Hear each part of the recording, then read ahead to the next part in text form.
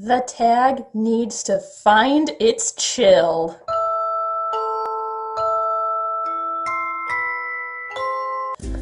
I'm gonna open this video with some positivity because I know that after Monday, and not even just this Monday, like the last 3 Mondays, everyone just keeps freaking out in the tag and feeling so convinced that it's just over and done and there's no hope for them to get together. It's gonna be fine, guys.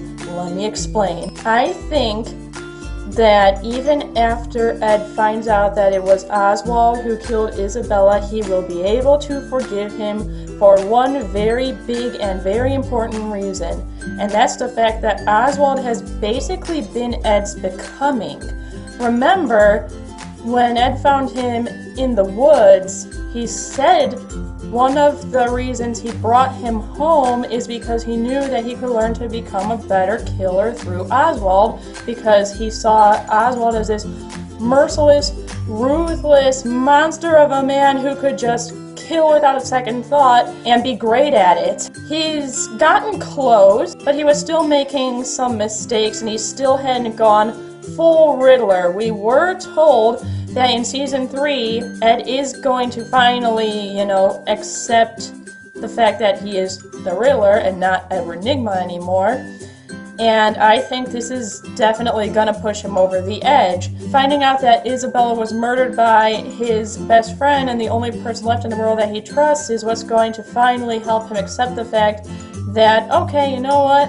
I'm done. I need to be cold-hearted and ruthless as well, and he will have pretty much no problem anymore with torturing and murdering people, no matter how innocent or guilty they are. And he's going to have a lot of fun with it now, because with the Riddler persona, killing is going to be a game now.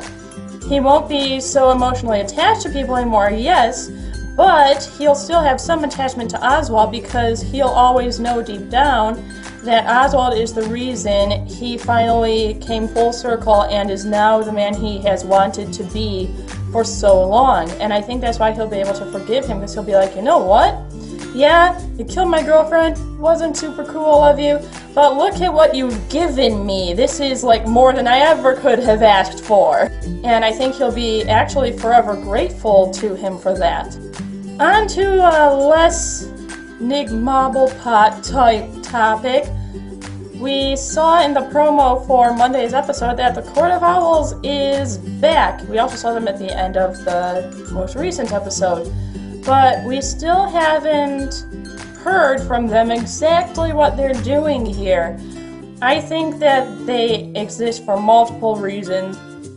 I think that one of the reasons they've been popping up so much lately is because Oswald has become much too powerful to them.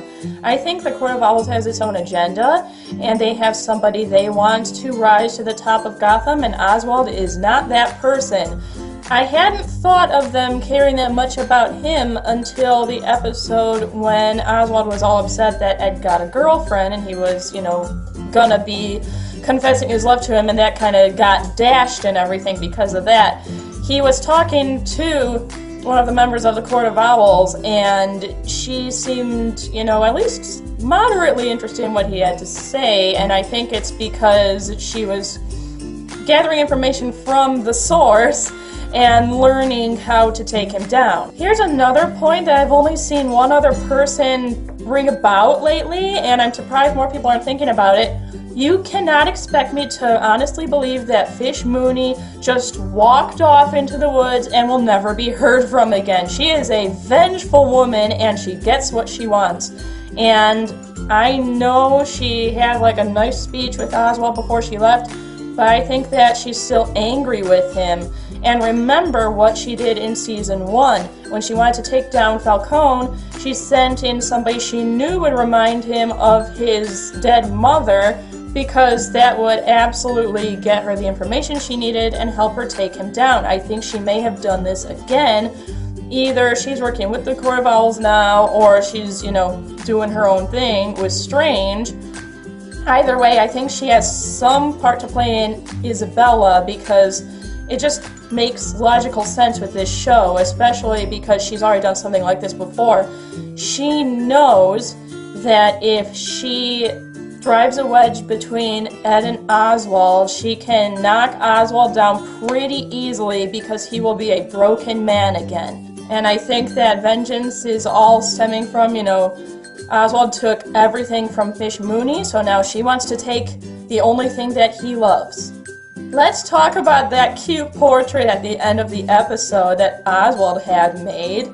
I think it has a double meaning. Now, keep in mind, it's art, and art is subjective. I could be way off on what they intended, but that doesn't mean that my opinion on it or anyone else's is incorrect. I think that he put Edward into the painting to help him understand that he couldn't be where he is without him. Oswald would still be broken, possibly dead by now if it hadn't been for Ed, and he most certainly wouldn't have become mayor of the city or gotten this far. So it was kind of like, hey, thank you for everything that you've done for me. It's been great. The second meaning that I picked up on, I study art history. I'm a nerd. My brain overthinks this stuff all the time.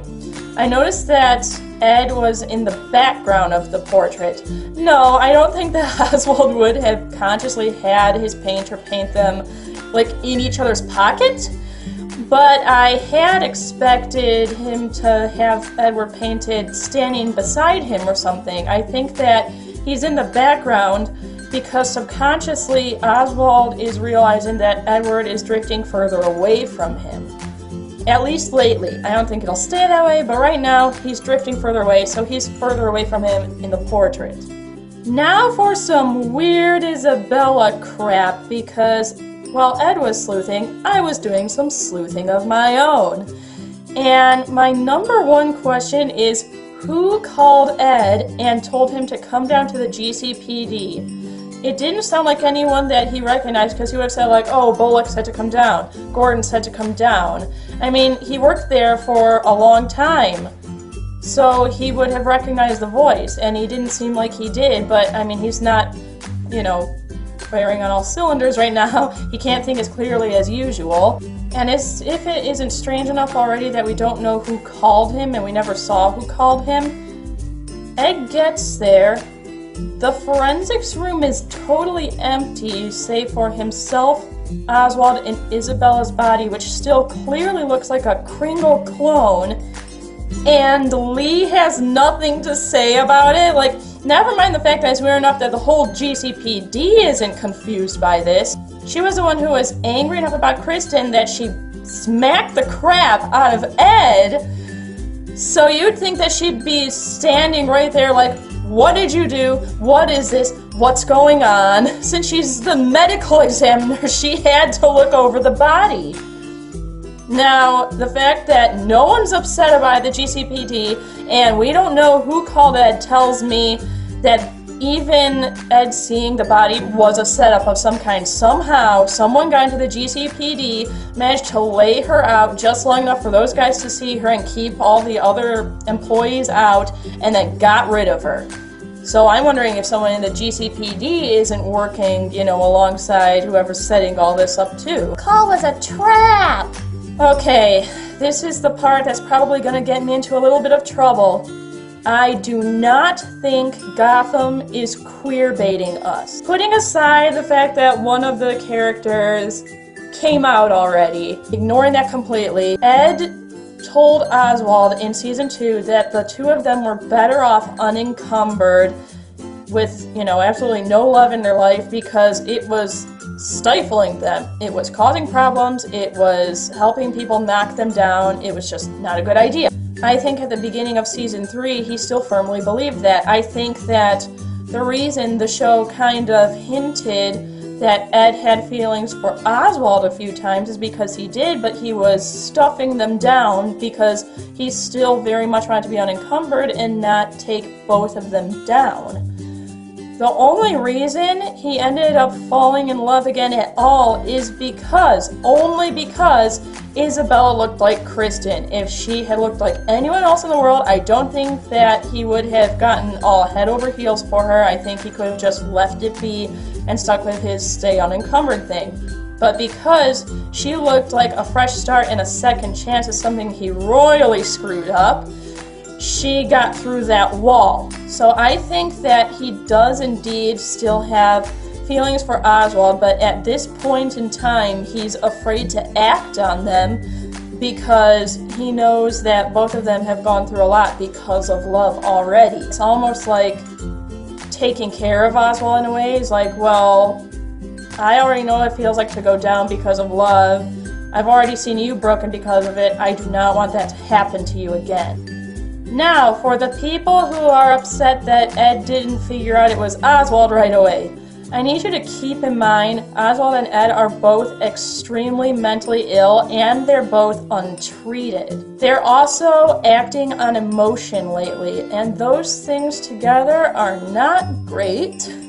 It causes them to make bad decisions and to only see part of the picture. Neither of them can see every possible outcome of the decisions that they make. They can just see what's right in front of their face.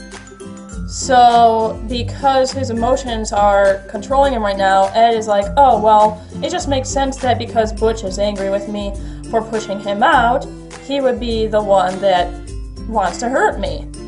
He won't immediately think, oh, it's Oswald, even if that makes some sense based on how Oswald's been behaving, because since he's in a highly emotional state, he still needs that support system. Oswald, on the other hand, is making really stupid decisions, like killing Isabel in the first place, because he's also acting on emotion right now. He wants Ed to be only his, and so he's not thinking about the fact that, hey, at some point in time, Ed's probably going to figure out it was me, and shit's really going to go down then.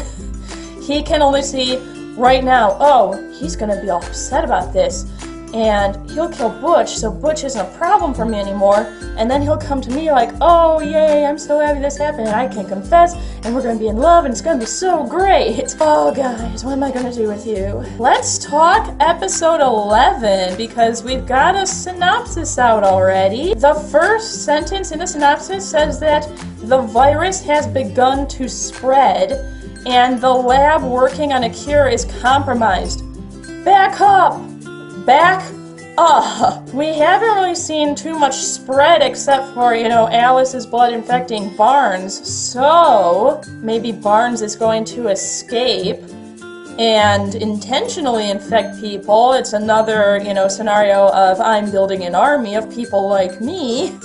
The only other reason I can come up with for a virus spreading and someone destroying the lab is if Fish Mooney is coming back next week or the week after, and it's her, virus that's spreading. There's more and more people like her now. Maybe Strange has finally given her her army, and that's why she's been gone. She's been building it up. The other interesting part of the synopsis to me was Selena. I have never once bought the idea that she just has I'm not an orphan syndrome. I have always fully believed that she has a mother out there somewhere. I don't know why she's coming back, but that's all that makes sense to me. It's going to be her mother, and it is going to be just a hell of a thing. We also see in the synopsis that Barbara is going to give Ed information about Isabella. Now, why would she do that? Well, if you saw the promo for Monday's episode, you would have seen that Barbara goes to Penguin very upset because Ed has taken Butch and Tabitha, and she wants to know what the hell is going on. I think that Penguin is basically just going to be like, get out of my face, I don't really care how you feel about this, everything was taken from me, so, it's going to be taken from you too. I think that Ed is going to be torturing Butch and Tabitha, and eventually he's going to see that he's not getting information, or the only information he gets is maybe Tabitha's like, hey, it wasn't me, but I can tell you who it was if you're willing to listen. That's when, enter Barbara. She's going to storm in because she always has such great timing. And be like, you know what? I know who did it. It was Penguin. I think that the girls are going to get together and make sure he knows. So yeah, that's what I think of Monday's episode, what's happening next Monday, and just a whole shitstorm that's going on. I want to close this video on maybe a less playful note than usual by just letting you guys know I am well aware of the fact that since Election Day, a lot of you have been struggling and going through an awful lot, maybe, you know, family divide, friend divide because of it, and I want you to know that I am here. If you need to talk to somebody, you can always go to my Tumblr inbox. Just be aware of the fact that there's already like 500 of you there, and many of you chat with me, so it might take me a few minutes, but I'm still there. I will still read what you say and try to give you some kind of response, and I just hope that you all feel better soon, because there's no reason why something like this should have come between friends and family at all. So, peace, love each other, remember what Robin said, love is the answer, and I hope you all have a pleasant weekend.